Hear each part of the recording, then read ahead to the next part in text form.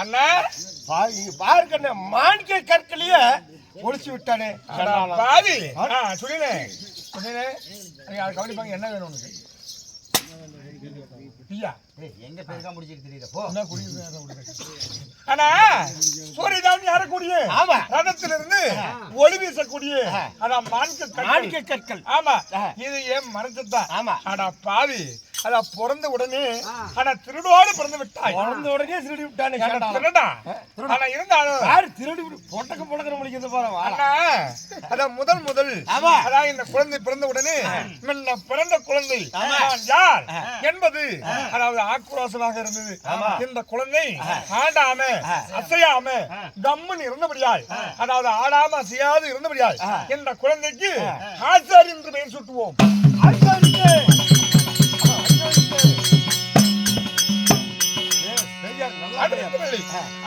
கம்மன் இருந்தபடியால் இவனுக்கு கமால் என்று பெயர் வைக்கிறோம். கமாலனுக்கு இன்று முதல் கமாலன்.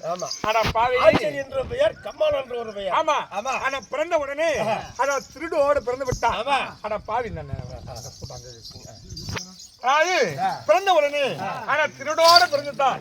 ஆச்சாரே என்று பேர் வச்சு ஆச்சாரியர் என்று பேர் வச்சு எப்ப திருடுனியோ அதனால இன்று முதல் உனக்கு பெருத்த சாபத்தை கொடுக்க போறோம். என்ன சாபம்? ஆச்சாரே பிறந்து எப்ப இந்த கடவுளோட நீ திருடுனியோ அதனால தாய்க்கு தாலி பண்ணனாலும் நீ தரம் எடுத்து கொடுத்தா.